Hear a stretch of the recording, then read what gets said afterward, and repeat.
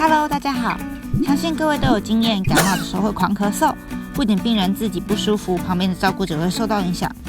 老一辈都会说咳嗽不可以吃甜的东西，究竟这句话是不是真的呢？事实上，目前医学上已经有研究显示，无论是单独使用蜂蜜，又或者是服用含有蜂蜜的咳嗽糖浆，都可以有效地减少咳嗽天数，缓和严重度，并且降低咳嗽的频率。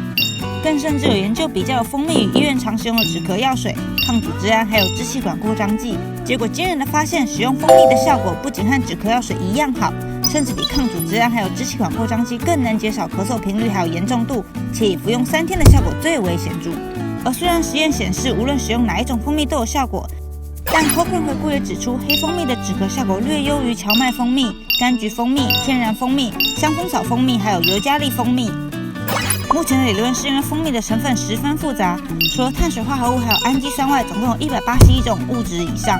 其中亦包含维他命 C、类黄酮、类胡萝卜素、多酚的抗氧化成分，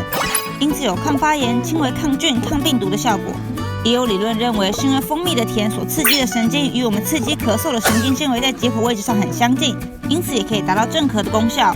不过这边戴阳医师也要提醒大家，蜂蜜千万不可以给1岁以下小朋友食用哦。由于1岁以下小朋友免疫系统尚未健全，而肠道菌丛亦未发展完全，一旦碰上蜂蜜中肉毒杆菌的感染，后果可是很严重的。如果觉得这支影片实用的话，欢迎把它分享出去并点一个赞，也记得订阅我们的粉丝专页。我们下周见，拜拜。